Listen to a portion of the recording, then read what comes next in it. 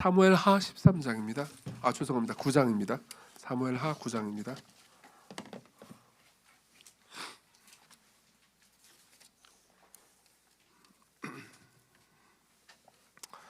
1절부터 13절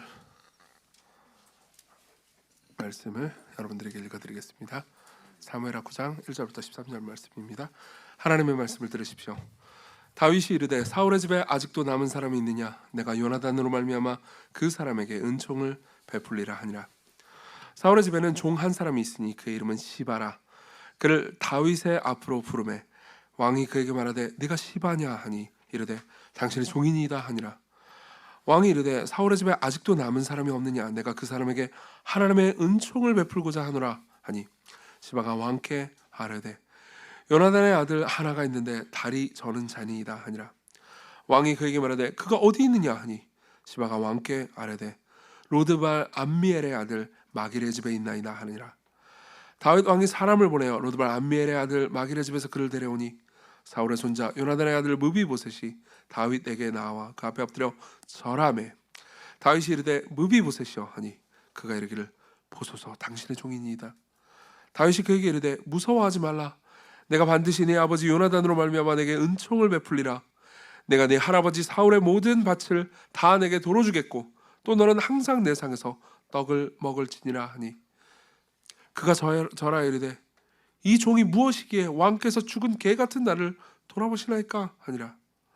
왕이 사울의 시종 시바를 불러 그에게 이르되 사울과 그의 온 집에 속한 것은 내가 다 내게 내 주인의 아들에게 주었노니 너와 내 아들들과 내 종들은 그를 위하여 땅을 갈고 거두어 네 주인의 아들에게 양식을 대주어 먹게 하라. 그러나 내 주인의 아들 무비보셋은 항상 내 상에서 떡을 먹으리라 하니라. 시바는 아들이 15명이요 종이 20명이라. 시바가 왕께 아뢰되 내 주 왕께서 모든 일을 종에게 명령하신 대로 종이 준행하겠나이다 하니라. 무비보셋은 왕자 중 하나처럼 왕의 상에서 먹으니라. 무비보셋에게 어린 아들 하나가 있으니 이름은 미가더라. 시바의 집에 사는 자마다 무비보셋의 종이 되더라. 무비보셋이 항상 왕의 상에서 먹으므로 예루살렘에서 사니라. 그는 두 발을 다 절더라. 아멘. 우리는 계속해서 성령의 열매에 관한 설교를 듣고 있습니다. 갈라디아서 5장에 보면요, 그러니까 예수 그리스도를 믿고 성령을 영접한 사람들은 모두 성령님께서 그 사람의 성품을 변화시킨다고 말합니다. 그리고 그 성품을 변화시키는 것을 성령의 열매라고 부르는데요. 그 열매에는 9가지 특성이 있습니다. 그 9가지 특성을 갈라디아서 5장 22절은 이렇게 말합니다. 오직 성령의 열매는요, 사랑과 희락과 화평과 오래 참음과 자비와 양성과 충성과 온유와 절제라고요. 그리고 우리는 이 9가지 특성들을 한 주에 하나씩 살펴보고 있고요. 오늘은 자비를 살펴볼 상태입니다. 자비라고 번역된 단어는 그리스어로 크레스토테스라는 단어입니다. 근데 이 단어는 그러니까 한국말로 딱 하나로 정의하기가 굉장히 어려운 단어예요. 그러니까 어떤 단어 같은 경우에는 번역이 거의 불가능한 단어들이 있습니다. 그리고 이 단어는 그러니까 원래는 히브리어로 보통 쓰던 단어의 번역어입니다. 히브리어로 헤세드라는 단어가 있습니다. 아마 교회를 오래 다니신 분들, 시공교회를 오래 다니신 분들은 이 단어를 한 번 이상 분명히 들어보셨을 겁니다. 하나님께서 자기 백성들을 사랑하실 때 쓰는 단어가 이 단어입니다. 하나님께서 자기 백성들을 헤세드로 사랑하시는 거죠. 그리고 이 헤세드야말로 하나로 정의하기가 너무 어려운 단어입니다. 실제로 이 헤세드라는 단어는 구약 성경에서 245번 정도 사용됩니다. 그리고 우리나라 말로 번역될 때 너무나도 다양한 한국어 단어로 번역됩니다. 친절로도 45번이나 번역이 된 적이 있고요. 그리고 존중, 사랑, 그것도 뭐라고 해야 될까, 신실한 사랑, 이런 방식으로 여러 가지로 번역이 됩니다. 그렇기 때문에 한 단어로 이 헤세드라는 말을 설명하는 것은 불가능할 겁니다. 그래서 성경에는요, 이 헤세드라는 단어의 의미를 알기 위한 여러 이야기가 있습니다. 이야기를 통해서 어떤 단어를 알 수 있는 거죠. 대표적으로 룻기가 있습니다. 여러분들이 룻기를 처음부터 끝까지 쭉 읽잖아요. 그러면 하나님의 사랑, 하나님의 헤세드가 어떤 것인지 그러니까 이야기를 통해서 알 수가 있죠. 그리고 오늘 룻기를 다 살펴볼 수는 없으니까 또 다른 이야기들을 볼 수도 있습니다. 그리고 우리가 오늘 살펴보려고 하는 이야기도요, 하나님의 헤세드를 잘 나타내주는 이야기죠. 이야기의 요점은 이렇습니다. 다윗이라는 왕이요, 다윗의 구약의 왕입니다. 아주 유명한 사람이죠. 그리고 다윗이라는 사람이 무비보셋이라는 한 사람을 찾아서 그 사람에게 많은 좋은 것을 주는 것입니다. 그 사람에게 땅을 돌려주고요, 그리고 식솔들을 붙여주고, 그리고 무엇보다 왕의 상에서 함께 식사를 할 수 있을 정도로, 그러니까 이건 일종의 입양이었습니다. 그러니까 왕의 자녀로 입양해준 이 사건이죠. 도대체 무비보셋이 어떤 사람이길래, 그리고 다윗은 어떤 마음으로 이런 일들을 했을까요? 다윗이 이 무비보셋에게 한 일을 우리는 헤세드라고 말할 수가 있습니다. 그래서요, 저는 이 본문 전체를 근거로 해서 첫 번째로는요, 헤세드가 무엇인지, 즉 자비라고 우리가 볼 수 있는 것이 무엇인지를 말씀드리겠습니다. 그리고 두 번째로는요, 어떻게 우리가 실천적으로 자비를 베풀 수 있는지에 대해서 세 가지를 말씀드리겠습니다. 그리고 마지막으로는요, 우리가 어떻게 이 자비를 베풀 수 있는지, 그러니까 그 능력이 어디로부터 오는지를 말씀드리겠습니다. 첫 번째로는 자비, 즉 헤세드가 무엇인지, 두 번째로는 어떻게 이 헤세드를 베풀 수 있는지, 그리고 마지막으로는요, 어떻게 죄송합니다. 두 번째는 어떻게 자비를 베풀어야 하는지, 세 가지 방식으로 알려드릴 거예요, 본문을 통해서. 그리고 마지막으로는 어떻게 이 자비를 베풀 수 있는지를 말씀드리겠습니다. 자, 먼저 헤세드가 무엇인지를 좀 보도록 하죠. 1절, 3절, 7절에 보면요, 다윗이 은총을 베푼다는 표현이 있습니다. 다윗이 이르되 사울의 집에 아직도 남은 사람이 있느냐, 내가 요나단으로 말미암아 그 사람에게 은총을 베풀리라. 여기서 은총이라고 번역된 단어가 헤세드예요. 그러니까 내가 사울의 집 중에서 남은 사람이 있으면 그 사람에게 헤세드를 베풀 거야 라고 말하는 거죠. 그러면서 이 사울은 누구일까요? 이 역사를 좀 잠깐만 설명을 해야 될 것 같습니다. 다윗의 선대 왕이 사울입니다. 원래 하나님께서 이스라엘 백성들에게 왕을 세우실 때요, 최초의 왕으로 세우신 인물이기도 하죠. 하나님께서는 작은 자인, 물론 키는 컸지만, 그러니까 별 볼 일 없는 사람이었던 사울을 하나님께서 택하셔서 왕으로 삼으십니다. 그리고 하나님께서는 이 사울이 하나님께 충성하고 순종하기를 기대하셨죠. 그렇지만 사울은 불순종했습니다. 여러 가지로 불순종하고, 사울의 불순종과 악행 때문에 이스라엘이라는 국가는 힘들어집니다. 그래서 하나님께서는 사울을 폐위시키십니다. 그리고 다윗을 기름 부어서 왕으로 세우시죠. 근데 다윗이 기름 부어서 왕으로 세워진 그 상태에서도 여전히, 그러니까 시스템적으로는 사울이 이스라엘 전체를 통치하고 있었습니다. 이 기간이 꽤 길었어요. 그리고 이제 다윗은 사울에게 여전히 충성하는 충신으로 남아 있었습니다. 다윗은 사울에게 쿠데타를 기획하거나 모의하지 않았습니다. 자신이 왕으로 기름 부음 받은 이후라 하더라도요. 근데 어쨌든 간에 그리고 나서 한참 뒤에 이제 사울은 자기 분열적인 일을 많이 하고요. 그리고 하나님께서 다윗을 왕으로 세우셨다는 것을 알면서 다윗을 질투하기 시작합니다. 그리고 다윗을 여러 가지 방식으로 죽이려고 들죠. 그렇지만 하나님께서 여러 가지 방식으로 다윗을 보호하셨고요. 그리고 다윗은 죽지 않게 되고, 나중에 사울이 결국 죽어버리게 됩니다. 다윗이 쿠데타를 일으켜서 죽은 건 아니고요. 사울이 그러니까 어이없는 전쟁에 나섭니다. 전쟁에 나서서 블레셋 사람에게 의해서 길보아산이라는 곳에서 죽음을 당하게 되죠. 그리고 사울의 자손을 찾습니다. 다윗은요. 그리고 그 자손을 찾아서 나는 은총을 베풀 거야, 헤세드를 베풀 거야. 그러면서 이 무비보셋인, 그러니까 사울의 자손인 무비보셋을 찾아가지고 헤세드를 베푸는 거죠. 그래서 1절에 보면 은총을 베풀리라 이렇게 돼 있죠, 그죠? 그리고 3절에 보면요, 왕이 이르되 사울의 집에 아직도 남은 사람이 없느냐, 내가 그 사람에게 하나님의 은총을 베풀고자 하노라 이렇게 얘기합니다. 7절에도 보면요, 다윗이 그에게 이르되, 실제로 무비보셋을 만나서 말합니다. 무서워하지 말라, 내가 반드시 내 아버지 요나단으로 말미암아 내게 은총을 베풀리라 라고 말합니다. 그러니까 여기서 헤세드라는 단어가 3번이 나오는 거죠. 자, 그럼 이 헤세드는 무엇일까요? 이 헤세드를 요약해서 표현해 보자면요, 이 헤세드는요, 헌신적 관계 혹은 약속 때문에 베풀어주는 사랑의 관계입니다. 그러니까 상대방이 사랑스럽기 때문에 사랑을 해주는 게 아닙니다. 우리가 일반적으로 생각하는 사랑이 이거죠. 상대방을 사랑하기로 약속했기 때문에 하는 사랑의 관계입니다. 이걸 헌신적 관계라고 표현할 수도 있겠죠. 자, 근데 이 헌신적 관계라는 것을 좀 더 명료하게 이해하기 위해서 이 헤세드 사랑의 반대말을 한번 좀 보겠습니다. 헤세드 사랑의 반대말은요, 소비적 관계입니다. 소비적 관계요. 자, 소비적 관계는 뭘까요? 여러분들이 소비자로서 여러분들은 어떻게 삶을 살아갑니까? 여러분들이 자주 가는 마트가 있을 겁니다. 나는 그 마트의 단골이다. 그러면요, 보통 여러분들이 그 마트를 볼 때요, 계산기가 머릿속으로 다 두드려지죠, 그렇죠? 가까워야 되고요, 일단 멀면 좀 그렇잖아요. 그리고 가격이 적당해야 되고 서비스도 친절해야 되고 그리고 상품이 좋은 것이어야 합니다. 그렇죠? 그러면은 나는 계속해서 관계를 유지할 수 있죠. 나는 계속해서 그 마트의 단골입니다. 그러나 갑자기 주인이 불친절하게 군다면, 갑자기 상품이 비싸진다면, 상품의 질이 떨어진다면, 그렇죠? 그러면 나는 더 이상 그 마트에 가지 않을 겁니다. 관계를 끊어버리겠죠. 혹은 바로 옆에 더 친절하고 더 싸고 더 좋은 상품을 제공하는 다른 마트가 생기면 어떻게 하겠죠? 원래 있던 마트와의 관계를 끊을 겁니다. 그리고 새로운 마트로 가겠죠. 이게 바로 소비적 관계예요. 소비적 관계는요, 내 필요를 충족시키기 위해서 관계를 희생합니다. 필요가 먼저예요. 그 다음이 관계죠. 그죠? 근데 헌신적 관계는 정반대입니다.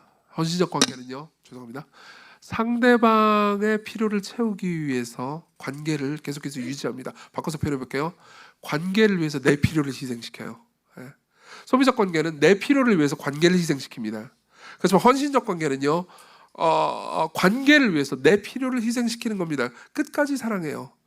다시 말하면 관계 가운데서 내가 얻는 것이 줄어들거나 심지어 내가 희생하는 한이 있더라도 그 관계를 지키려고 하는 거죠. 이게 바로 헤세드라는 감정이라고 표현할 수 있습니다.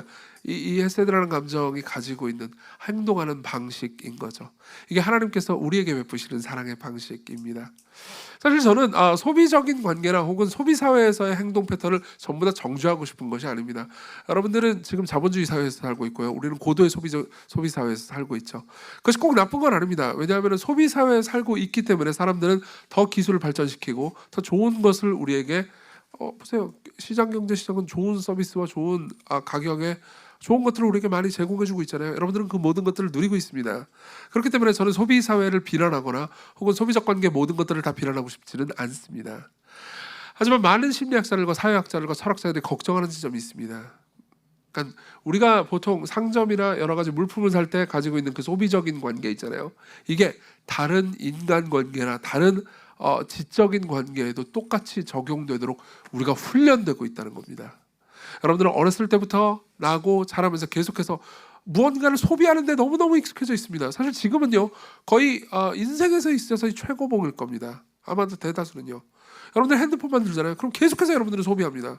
보세요. 여러분들이 쇼츠나 릴스나 틱톡을 봅니다. 그렇죠? 그 영상들은 전부 다 1분도 되지 않습니다. 혹은 1분이나 2분 그냥 조금 넘습니다. 그럼 여러분들이 그걸 볼 때 어떻게 보죠? 처음 한 10초를 봅니다. 10초 혹은 5초까지 봅니다. 재미없을 것 같아잖아요. 그럼 어떻게 하죠? 손가락만 한번 넘기면 됩니다. 나를 만족시켜주지 않잖아요. 재미가 없잖아요. 그럼 나는 관계를 어떻게 하죠? 희생합니다. 희생하기 위해서는 어려운 것도 없습니다. 스와이프만 하면 돼요. 그렇죠? 이게 우리가 살아가는 삶의 방식입니다. 근데 문제는 뭐냐면요, 이러한 삶의 방식이 친구 관계에도 똑같이 적용된다는 겁니다. 친구도 나한테 고통을 주거나 혹은 나한테 쓴 말을 하거나 나한테 이득이 안 될 것 같잖아요. 그럼 관계를 서서히 정리하거나 단절해 버립니다. 그렇죠? 교회 관계에도 적용됩니다. 교회도 이 교회가 계속해서 나한테 좋은 것들을, 종교적 서비스들을 잘 제공할 수 있는지를 봅니다. 그리고 종교적 서비스를 잘 제공할 것 같잖아요. 그러면은 나는 이 교회에 좀 더 종교적 서비스를 누리기 위해서 들어가죠. 그렇지만 내가 지금 지키고 싶어하는 것들, 내 삶을 희생하라고 하잖아요. 예를 들면 돈이나 시간이나 다른 것들을 희생하라고 그러잖아요. 그럼 나는 다른 곳을 찾습니다. 다른 곳 찾기가 얼마나 좋습니까? 유튜브로 한번 가보시면요, 뭐 여러 가지 설교들이 있고 여러 가지 여러 교회들이 널려 있기 때문에 우리는 선택할 수 있습니다. 그렇죠? 게다가 여러분들은 교회를 이렇게 생각할 수도 있습니다. 그러니까 교회에서 나는 종교적인 필요가 있으니까 주일 예배를 드리기 위해서 교회에 와주긴 하는 거예요. 아마 여기 계신 분들 중에서도 그런 분들이 있을 겁니다. 여러분들을 비난하려는 의도는 아니니까 잘 한번 일단 들어보십시오. 여러분들은 교회에 옵니다. 그렇지만 소그룹 모임에 참석하지는 않습니다. 다른 여러 가지 모임이나 여러분들의 시간이나 삶을 희생할 수 있는 것들은 참여하지 않습니다. 그렇지만 예배는 드리죠. 그렇죠? 여러분, 이건 희생적 관계 혹은 헌신적 관계는 아닙니다. 이것이 낳는 더한 부작용은요, 심지어 하나님과의 관계도 여러분들이 소비적으로 대한다는 겁니다. 하나님이 내 삶에 도움이 될 때는 하나님을 섬길 의향이 있습니다. 그렇지만 내 삶에 고통과 어려움이 찾아오면요, 내가 받아들일 수 없는 어떤 것을 하나님께서 행하시면, 내가 받아들일 수 없는 명령을 지키라고 하나님께서 나에게 명령한다면요, 나는 그분과 언제든지 손절할 각오가 돼 있습니다. 그렇죠? 이게 소비적 관계예요. 대량 소비 사회는 모든 관계를요 결국 소비지향적으로 만들어 버렸죠. 그리고 그 결과는요 엄청나게 고독한 사회입니다. 예. 보세요, 내가 누군가를 계속 소비적으로 대하잖아요. 그럼 사람들도 다 똑같이 대하겠죠. 그럼 나는 있는 그대로 받아들여지는 경험을 할 수가 없습니다. 좋은 친구를 만나려면 내가 좋은 친구가 돼야 됩니다. 예. 좋은 애인을 만나려면 내가 멋있어져야 됩니다. 우리 끊임없이 경쟁합니다. 그렇죠? 예. 그리고 그 안에서 우리는요 있는 그대로 내가 받아들여지는 모습, 내 더럽고 추하고 못나고 약한 모습이라도 받아들여질 수 있는 경험을 하지 않습니다. 예. 자, 이걸 조금 더 쉽게 이해하기 위해서 예를 좀 들어보도록 하겠습니다. 마크 에드먼슨이라는 사람이 있습니다. 이 사람은 버지니아 대학교의 영문학 교수고요. 심지어 기독교인도 아닙니다. 이분은 1950년대생인데요. 그러니까 자신이 쭉 학생들을 오랫동안 30년 넘게 영문학 학생들을 가르쳐 온 거예요. 가르쳐 오면서 이제 30년 넘게 학생들을 가르치면서 학생들의 삶의 변천사를 들여다봤습니다. 그리고 학생들이 어떻게 소비지향적으로 삶이 변해가면서 그들이 어떻게 바뀌는지를 추적하는 에세이 한 편을 씁니다. 에세이 제목이 뭐냐면 Dwelling in Possibilities라는 제목입니다. 가능성 속에 거주하기, 가능성 안에 머물기, 이런 의미예요. 무슨 말인지 좀 설명해 드릴게요. 이 글의 일부를 읽어드리겠습니다. 제 학생들은 가능성 중독자들입니다. 하고 싶은 일과 실제로 할 수 있는 일이 많기 때문에 항상 선택의 여지를 열어두려고 노력하며 한두 가지에 몰두하지 않고 가능성을 닫아두지 않으려고 합니다. 네. 가능성을 닫아두지 않으려고 합니다. 이제 무슨 말인지 설명해 드릴게요. 보세요. 여러분들한테 누가 물어봅니다. 다음 주 수요일 날 뭐 해요? 없는데요. 그러면 우리 다음 주 수요일 날 교회사 강의가 교회에 있는데 한번 와보지 않으실래요? 와서 같이 교회에서 강의 들어요. 재밌을 거예요. 그럼 여러분들은 생각합니다. 머릿속으로 교회에서 강의가 딱히 나쁘다고 생각하진 않아요. 예. 들으면 재밌을 것 같다는 생각도 듭니다. 근데 머릿속으로 또 다른 생각도 듭니다. 그때 할 수 있는 다른 것들이 있을 것 같아요. 맞죠? 가능성이 존재하죠. 그렇죠? 그리고 그 가능성 있는 다른 일이 더 재밌을지도 모른다는 생각이 듭니다. 교회에서 강의라니 지루하잖아요. 그렇죠? 재밌을 수도 있겠죠. 그렇지만 지루할 수도 있잖아요. 그럼 나는요 또 다른 가능성을 놓고 확답하지 못합니다. 좀 생각해 볼게요. 사실 생각해봐서 집에 가가지고 할 것도 없어요. 결국 그 시간에 돼가지고 할 게 없어가지고 집에서 했던 일은 쇼츠 보는 일밖에 없었습니다. 근데 그냥 그렇게 나를 흥분시키지도 않고 대단히 나한테 유익하지도 않은 시간인데도 불구하고 결국 그 가능성 때문에 나는 무언가를 선택하지 못합니다. 그리고 선택했다 하더라도 거기에 머물지 못하는 거죠. 예. 여러분들에게 사람들은 말합니다. 수련회를 갑시다. 혹은 뭐 어디를 갑시다. 뭘 합시다. 어떤 시간들을 가지잖아요. 그러면 그 시간들에 대한 대안이 과거에는 별로 없었어요. 예. 과거에는 기술이 이렇게 발달하기 전까지는요. 대안들이 별로 없었습니다. 근데 놀라운 대안들이 많죠. 여러분들 앉아가지고 넷플릭스를 볼 수 있습니다. 다른 친구를 만날 수도 있습니다. 다른 어떤 책을 볼 수도 있습니다. 다른 할 게 되게 많죠. 그 가능성 속에 우리는 계속해서 머물면서요. 그러니까 마치 내가 모든 어떤 시간을 소비하든 그 시간을 최대치로 제일 익스트림하게 제일 쾌락적으로 소비할 수 있을 만한 다른 가능성이 있을 거라고 나는 확신하면서 삶을 살아갑니다. 그러니까 어떤 것도 선택하지 못하고 결정하지 못한다는 거죠. 두 번째로 에드먼슨이 지적하고 싶은 거는요, 지적 탐구입니다. 이건 되게 재미있습니다.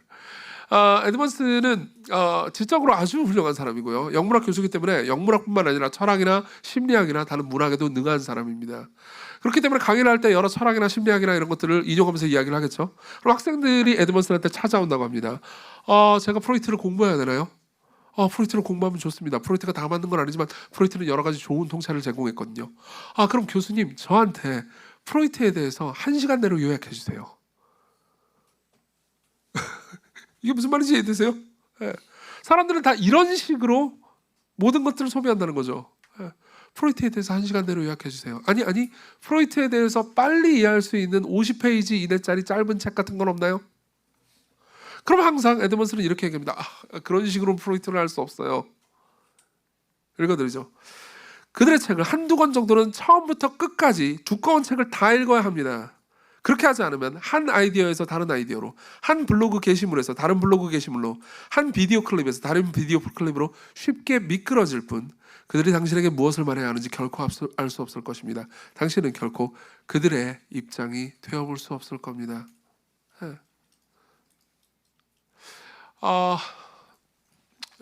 여러분들은 유튜브의 발달 때문에 이 문제에 가장 취약한 세대일지도 모르겠습니다. 여러분들은 도스토옙스키가 쓴 까라마조프의 형제들 3권짜리 까라마조프의 형제들을 읽지 않고 유튜브에 까라마조프의 형제들을 칩니다. 그렇죠? 그럼 9분에서 10분 정도로 까라마조프의 형제들 전체가 요약되어 있는 영상이 나옵니다. 그걸 본다고 해가지고 여러분들이 까라마조프의 형제들을 본 건 아니에요. 여러분들은 반지의 제왕을 칩니다. 반지의 제왕은 엄청난 대작이에요, 여러분. 제가 진짜 시간만 있으면 여러분들에게 반지의 제왕을 더 많이 얘기해 줄 수 있을 것 같은데, 어쨌든 반지의 제왕도 유튜브에 치면 요약본이 나오죠. 그런 식으로 여러분들이 반지의 제왕을 알 수 없어요. 즐길 수도 없습니다. 머무를 수도 없어요. 여기 앉아 계신 분들 중에서는 기독교인이 아직 아니신 분들도 계실 겁니다. 그러면요, 기독교가 도대체 뭘 말해주는지, 그리고 기독교의 본질이 무엇인지 궁금해가지고 이 자리에 앉아 계신 분들이 계실 겁니다. 그리고 많은 사람들은 물어봅니다. 기독교를 어떻게 알 수 있죠? 그리고 기독교를 30분 내로, 10분 내로, 1시간 내로 요약한 영상을 보여달라고 하거나, 아니면 교회 한번 와보는 겁니다. 그리고 예배를 한번 드리고요, 그냥 기독교에 대해서 다 알았다고 생각할 수도 있습니다. 아니요, 그런 식으로는 기독교를 알 수 없어요. 여러분들이 만일 뉴스에서 혹은 여론에서 교회와 그리고 교회 지도자들이 어떤 일을 했는지에 대한 뉴스 몇 개를 보고 나서 나는 기독교를 다 파악해서 거기에는 볼장 없고 볼장 다 받고 나는 더 이상 볼 게 없어 라고 생각한다면요, 여러분들은 완전히 오해한 걸 겁니다. 여러분, 저는 목회자입니다. 그리고 13년 가까이 목회를 했고요, 그리고 계속해서 성경을 연구했습니다. 그럼에도 불구하고 저는 복음의 지극히 일부도 다 안 것 같지가 않습니다. 여기는 무궁무진한 것들이 있습니다.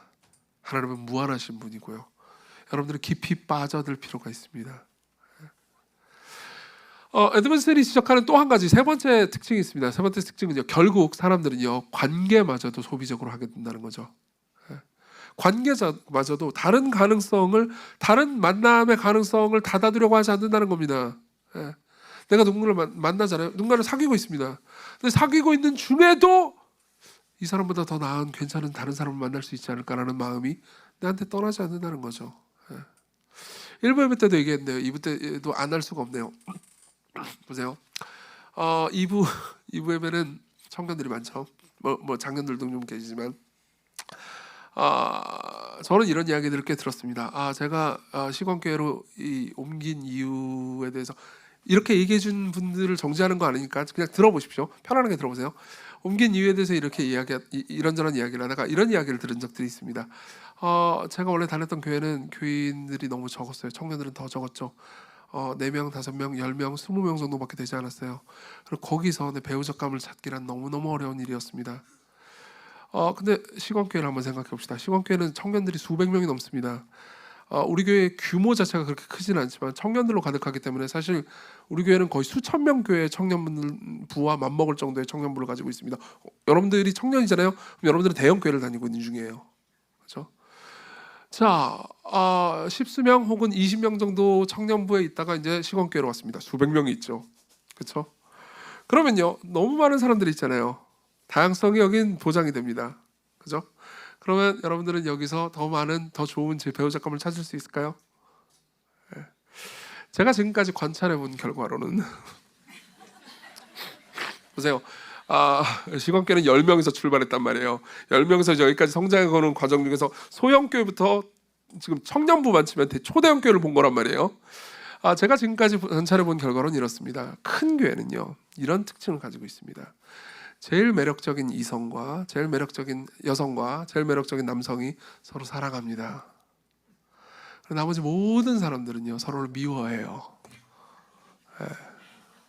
내가 저거 하고 결혼을 하느니 그냥 혼자 살겠다. 왜 그렇죠? 왜 그럴까요? 너무나 가능성이 많거든요. 너무나 가능성이 많거든요.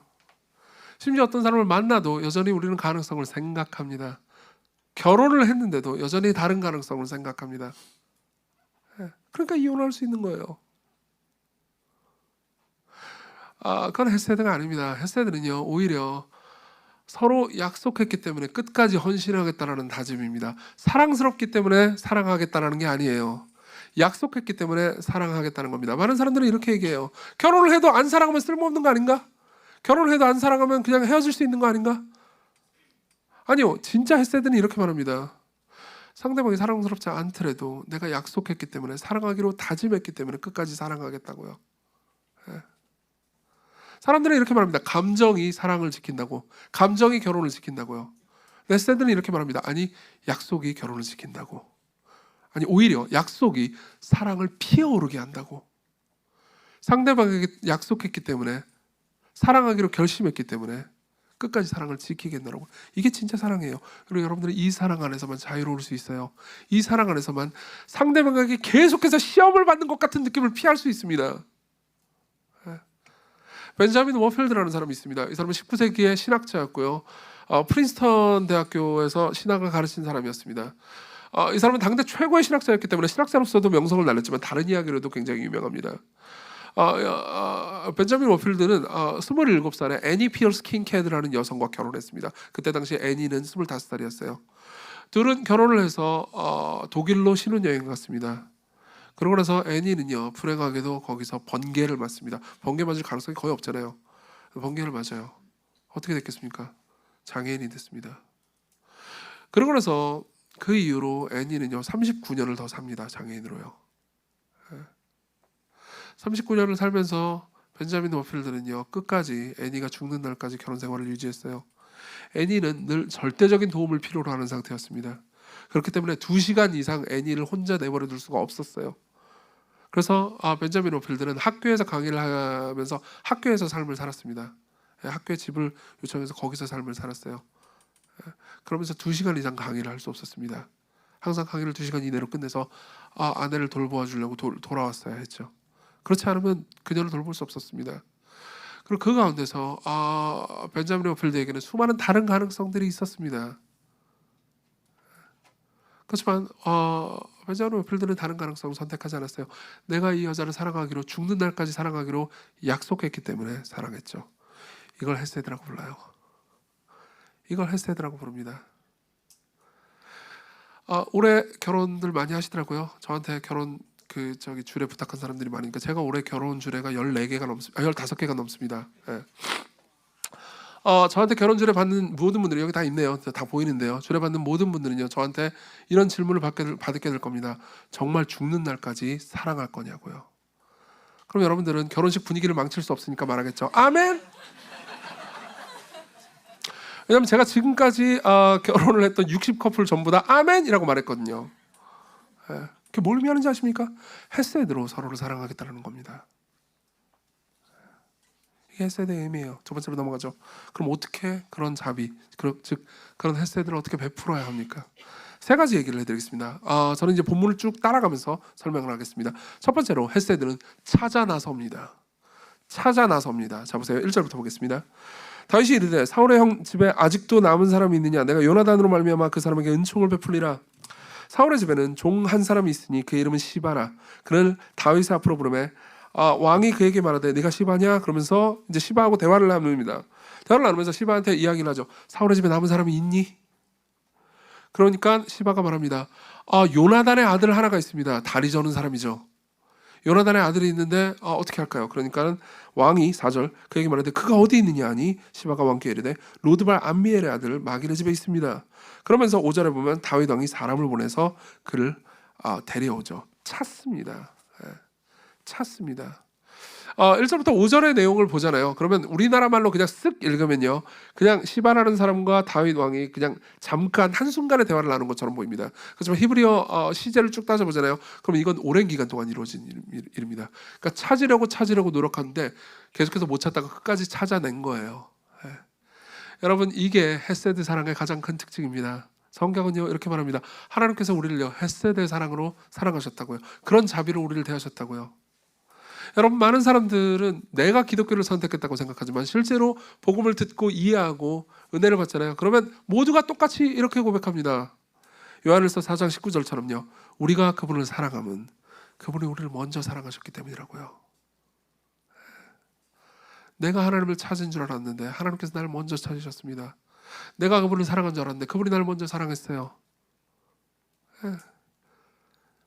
내가 기도하지 않았나? 그분이 내게 기도할 힘과 능력을 주셨습니다. 내가 예배에 참석하지 않았나? 아니, 사실 그분이 나를 이 자리로 부르셨습니다.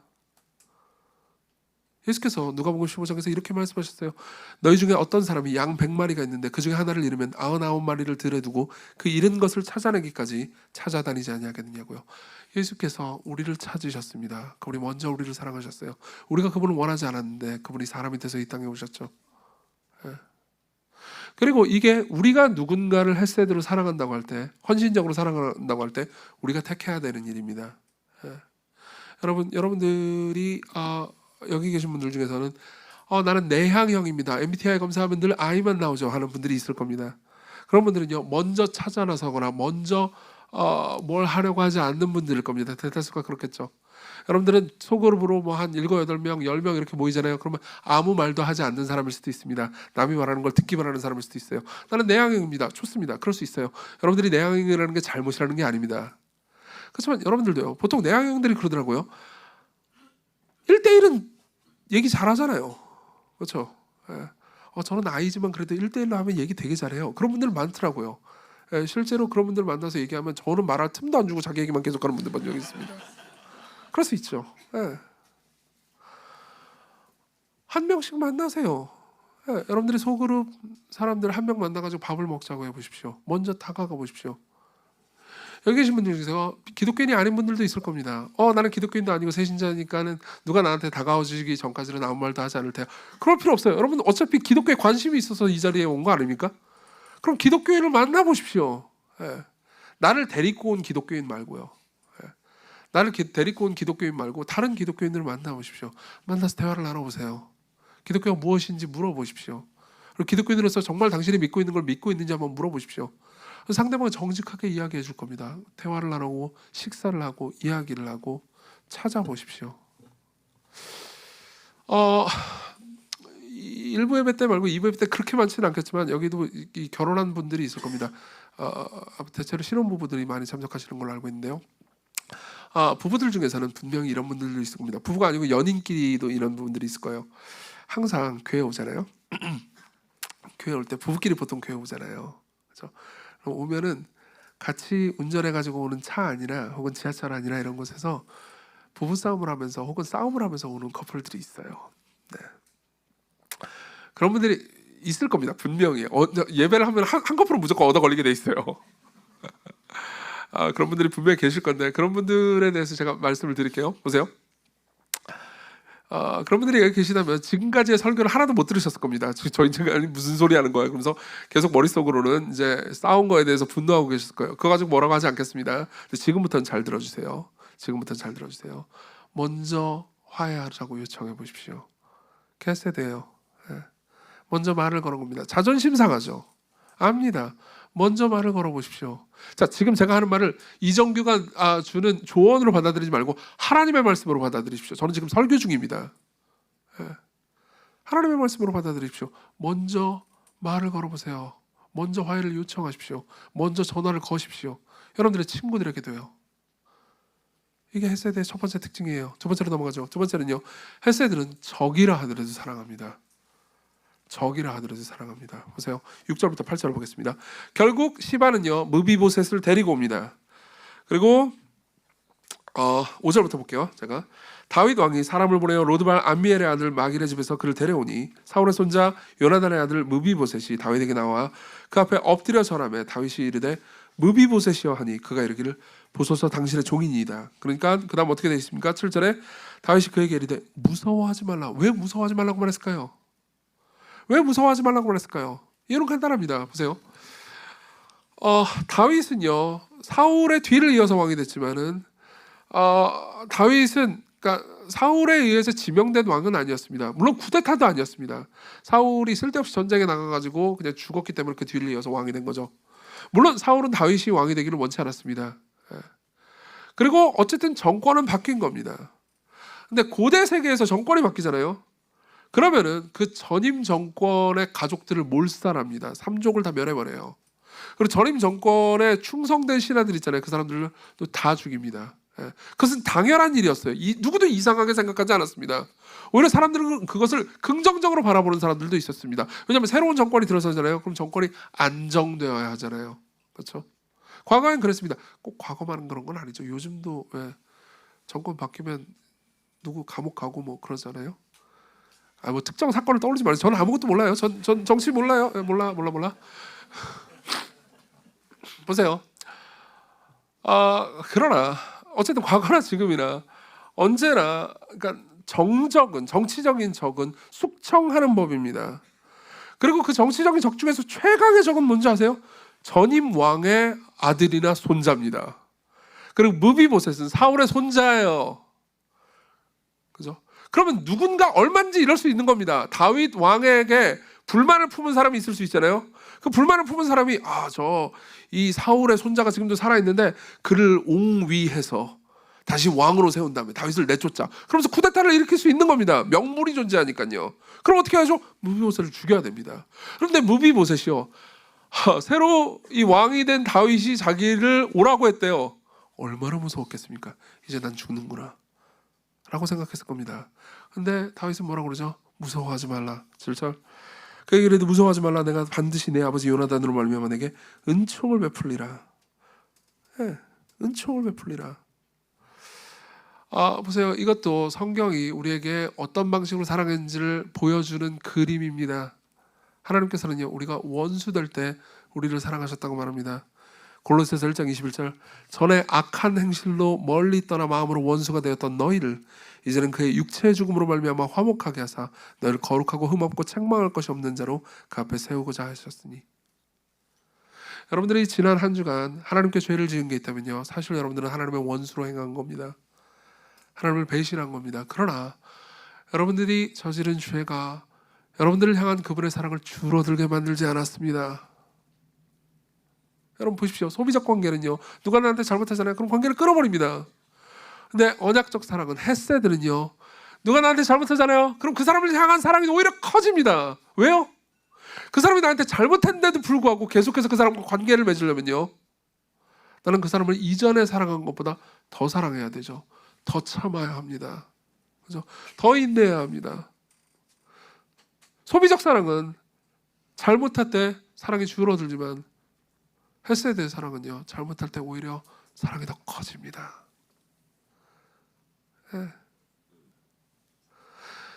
여러분 잠깐 적용을 할게요. 여러분들은 여러분들과 정치적인 견해가 다른 사람을 볼 때 어떤 식으로 대하십니까?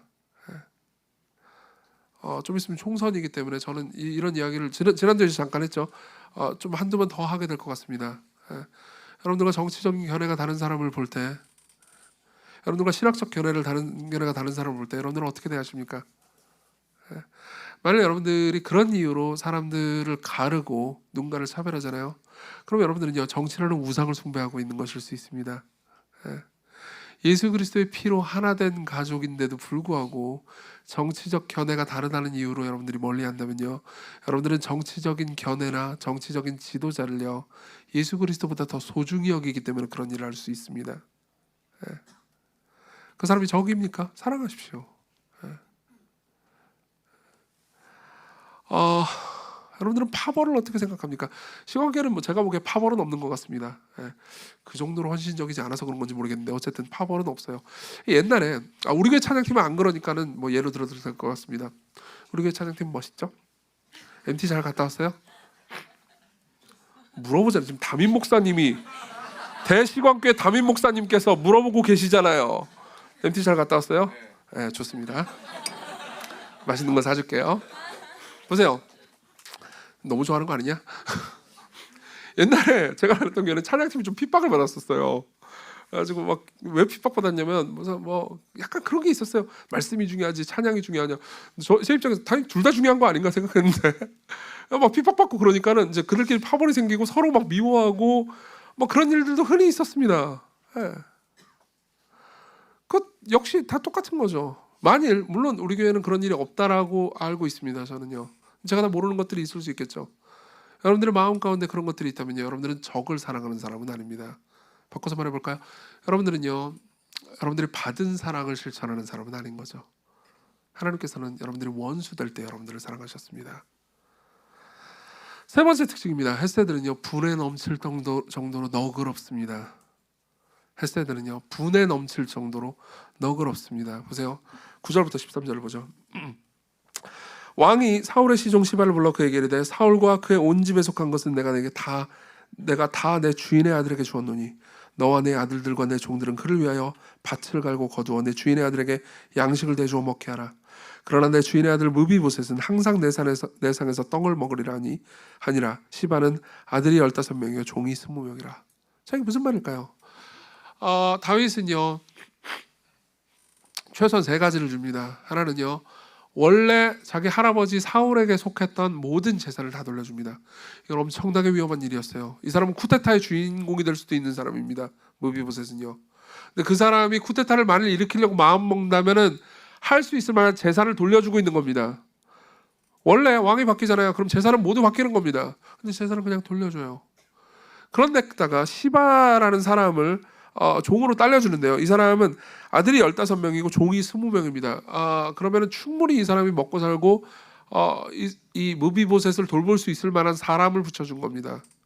그죠? 그런데다가 왕의 상에서 함께 먹을 수 있게 합니다. 11절 시바가 왕께 아뢰되 내 주 왕께서 모든 일을 종에게 명령하신 대로 종이 준행하겠나이다 아니라 무비보셋은 왕자 중 하나처럼 왕의 상에서 먹으니라. 즉 입양을 해버립니다. 원래 왕은요 아무하고나 겸상하지 않아요. 왕과 겸상하면 왕과 동급이라는 의미입니다. 가족이라는 의미입니다. 예. 왕은 왕자들하고만, 그러니까 가족들하고만 동급으로 같이 식사를 합니다. 근데 거기에 무비보셋이 앉게 합니다. 입양한 것과 똑같아요. 이건 역시 사실은 하나님께서 우리에게 베푸신 은혜를 말해주고 있는 겁니다. 다윗이 무비보셋에게 한 것은 하나님께서 우리에게 한 것을 가르쳐 줍니다. 여러분들은 교리 교육을 받으신 분들은 칭이라는 말을 들어보신 적이 있을 겁니다. 하나님께서 죄인인 우리를 의롭다고 칭하셨습니다. 근데 하나님께서 하신 일은 그게 다가 아닙니다. 하나님께서 우리를 자녀로 입양하셨습니다. 어떤 판사가요, 여러분들을 무죄라고 판결을 내릴 수는 있습니다. 그렇죠? 여러분들을 의롭다고 판결을 내릴 수는 있습니다. 근데요, 어떤 판사도요, 여러분들을 의롭다고 판결을 내린 다음에 여러분들의 자녀로 입양해 주지는 않아요. 여러분들의 나머지 인생을 책임져 주지는 않습니다. 하지만 하나님께서는 그렇게 하셨어요. 그러므로 우리가 원수였는데 우리를 자녀로 입양하셨습니다. 분에 넘칠 정도로 우리에게 베풀어 주셨죠. 이것을 잘 나타내 주는 게 뭔지 아십니까? 하나님께서 우리를 자녀로 입양하셔서 우리를 가족으로 만들어 주셔서 서로 헷세대 사랑으로 사랑하게 하셨습니다. 이걸 잘 나타내 주는 교회의 관습이 있습니다. 뭔지 아십니까? 우리는요 서로를 형제와 자매로 부릅니다. 맞죠? 이것도 조금 생각해보면 대단히 재미있는 게 있습니다. 보세요. 여기 계신 분들 중에서 기독교인이 아닌 분들도 있을 겁니다. 그리고 기독교인이 아닌 분들이 이걸 되게 신기하게 생각했을 수 있어요. 제가 신촌에서 어떤 한 형제한테 들었던 얘기입니다. 그러니까 교회를 다녀본 적이 없어요. 그리고 교회로 왔습니다. 와가지고 이제 교회에서 인간들이 무슨 짓을 하고 있나 이렇게 쳐다보고 있었습니다. 근데 굉장히 재밌는 거 하나를 관찰했어요. 사람들이 자기가 보기에는 대체로 친하게 지내는 거예요. 근데 정말 친한 사람들은 서로 이름을 불러요. 근데 안 친한 사람들은 서로를 형제와 자매라고 부르는 겁니다.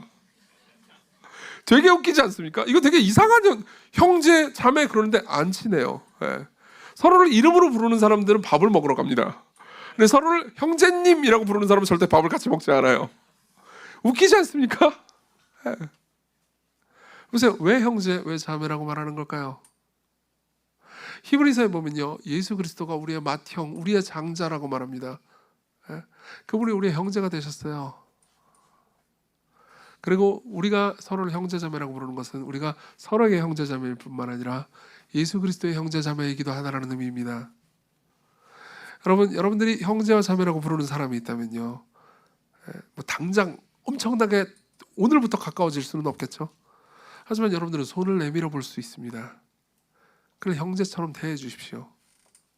더 나아가서 여러분들이 진짜로 형제와 자매를 대하듯 서로를 대하기 시작하잖아요. 그러면 그런 언약적 사랑 안에서, 그런 헌신적 사랑 안에서 여러분들은 자유로워질 수 있습니다. 여러분, 헌신적인 사랑이 얼마나 여러분들을 자유롭게 하는지 아십니까? 여러분들의 헌신적인 사랑 안에 있으면요, 내가 실패해도 괜찮다라는 생각을 할 수 있습니다. 그럼 나는 있는 그대로 편안하게 보여줄 수 있죠. 이게 얼마나 자유롭습니까? 여러분들이 헌신적인 관계가 아니고 소비적 관계 있잖아요. 그럼 계속해서 여러분들은 포장하고 화장하고 괜찮은 모습을 보이지 않으면 안 됩니다. 여러분, 제가 여러분들에게 요청드리고 싶습니다. 이게 잘못하면 목회자 동정 파티가 될 것 같은데, 저도 여러분들에게 설교를 하는 사람이죠. 그리고 여러분들 중에서 그걸 비난하고자 하는 것은 아니지만 어쨌든 설교를 듣고 평가를 하면서 설교를 소비하러 오신 분들도 있을 겁니다. 비난하고 싶어서 이 얘기를 하는 건 아니에요. 처음에는 어쩔 수 없는 것도 이해합니다. 그러나 이렇게 한번 해보십시오. 여러분들이 저를 헌신적으로 대해주잖아요. 그럼 저는요, 이럴 수 있습니다. 그래, 설교 좀 한 번 망하면 어때? 그럴 수도 있지. 물론 여러분들은 이렇게 생각할 수 있습니다. 한 번이 아니고 수십 번을 말아먹던데 1년에. 물론 그렇게 생각할 수 있습니다. 그럼 제가 할 말은 없어요. 그렇지만 보십시오. 제가 여러분들을 위해서 설교를 준비하고 말씀을 전하고 여러분들을 위해서 목회를 할 때요, 저도 느낍니다. 제가 계속해서 평가받고 있다는 걸요. 시험 보고 있다는 걸요. 그럼 저는 언약적 사랑을 받고 있는 건 아닌 거죠. 여러분들이 저를 언약적 사랑으로 사랑한다면요, 저는 이렇게 생각할 수 있을 겁니다. 사실 이렇게 생각하고 있긴 해요. 마리아 엄마가 밥을 해주면, 제가 엄마인 거예요 여기선.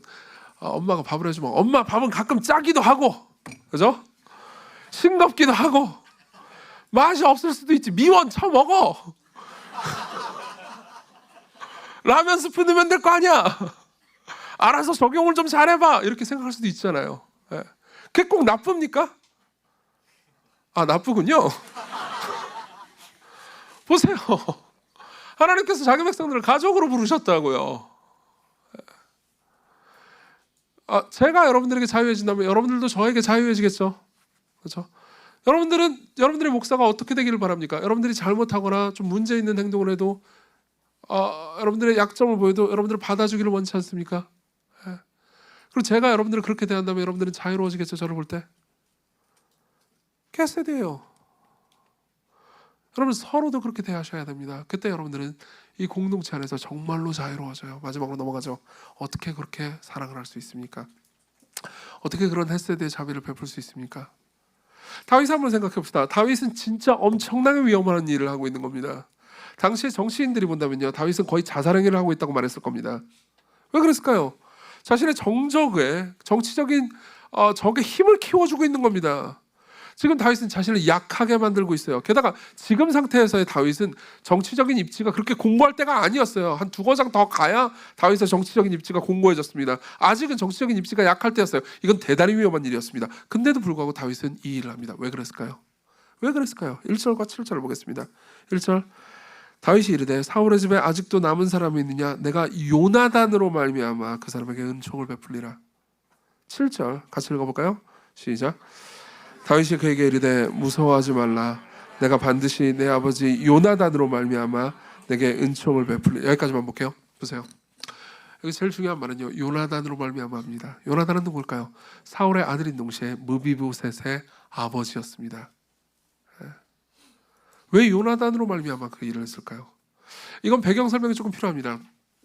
다윗이 왕으로 하나님께 기름 부음을 받았지만 아직 사울의 신하이던 시절, 요나단은요, 다윗의 아들이었습니다. 그렇죠? 그리고 생각해보세요. 요나단은 다윗의 아들로서 당연히, 그러니까 자기가 아버지 다윗의 아들이 아니죠. 사울의 아들이에요. 네, 1부 때도 이런 실수했는데 왜 이러지? 요나단은 사울의 아들입니다. 다윗의 아들이에요. 다윗의 친구예요. 요나단은요, 사울의 아들로서 아버지 사울의 뒤를 이어서 당연히 자신이 왕이 될 거라고 생각할 수 있었을 겁니다. 그렇죠? 그렇지만 요나단은 나중에 하나님께서, 자신이 가장 사랑하고 순종하고 싶어하는 그 하나님께서요, 다윗을 기름 부어서 왕으로 세우셨다는 것을 알고 있었어요. 그리고 요나단은 다윗과 친구가 됩니다. 다윗을 질투했던 아버지 사울은요, 다윗을 여러 번 죽이려고 했습니다.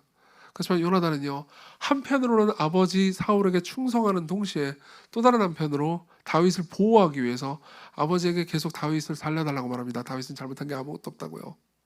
그리고 둘은 친구가 됩니다.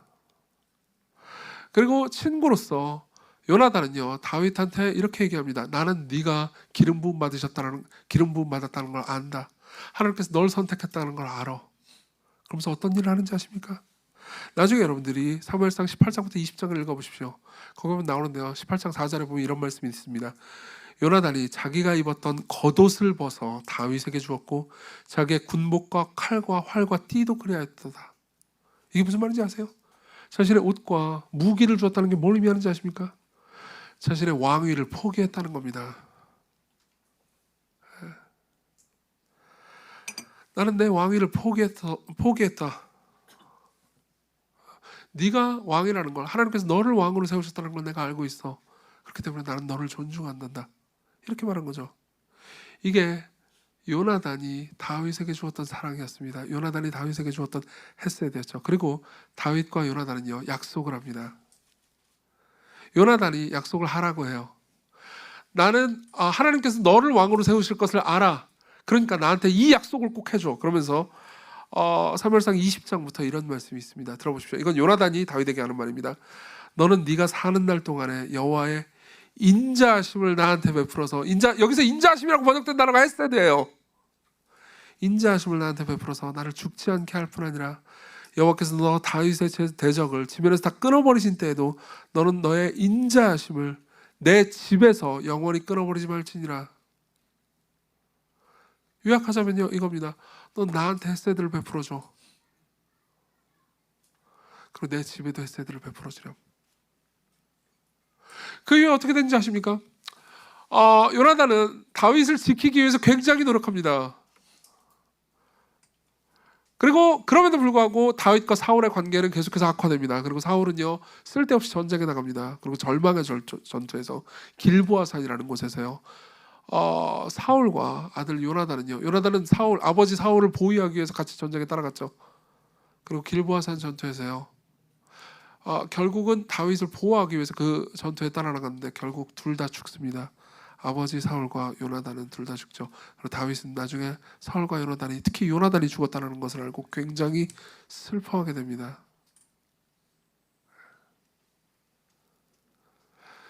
그리고 다윗은요, 자신이 요나단과 했던 약속을 지키려고 하는 거죠. 맞아, 요나단이 나한테 말했어. 헤세드를 베풀어 달라고. 그래서 다윗은 무비보셋을 찾아서 내가 너에게 헤세드를 베풀 거야 라고 말합니다. 왜요? 요나단 때문에요. 7절에 보면 요나단 때문이라고 말합니다. 요나단을 인해서요. 네 아버지 요나단을 인해서 나는 너에게 은총을, 즉 헤세드를 베풀 거다라고 얘기합니다. 자, 이게 다윗이 헤세드를 베풀었던 이유예요. 어떻게 헤세드를 베풀었습니까? 다윗이 이미 친구인 요나단에게 헤세드를 받았기 때문이죠. 요나단은 자신의 적일 수 있었던 다윗을 사랑합니다. 요나단은 불이 넘치게 다윗을 사랑합니다.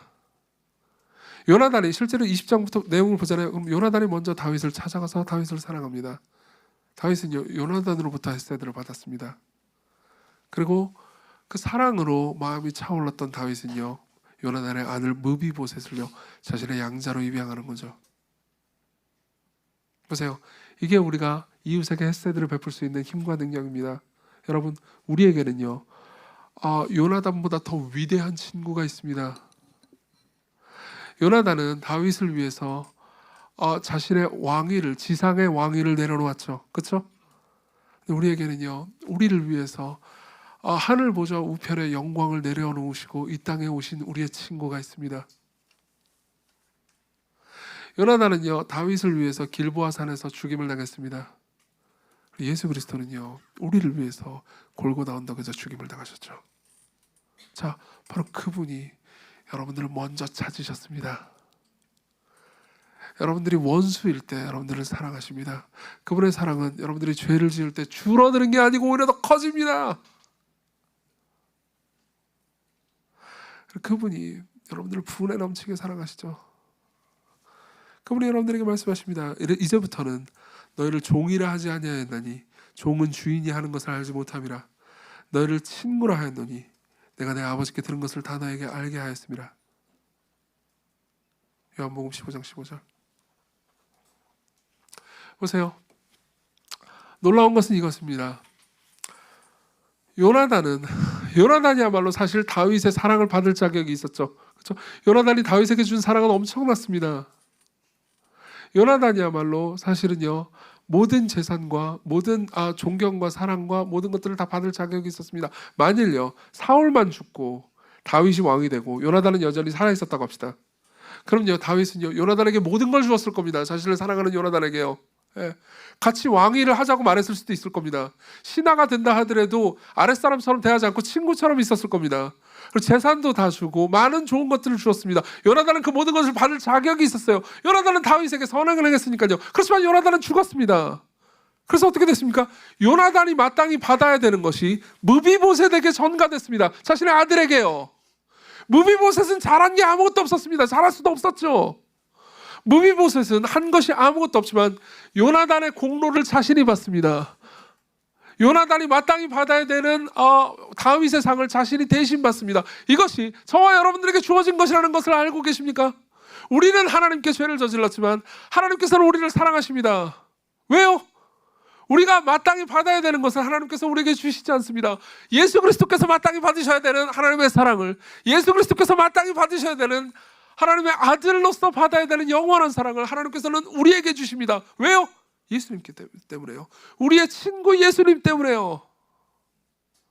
여러분들의 영원한 친구 예수 그리스도 때문에 하나님께서는 여러분들을 조건 없이 헤세드의 사랑으로 사랑하십니다. 그것이 오늘도 여러분들에게 주어지는 사랑입니다.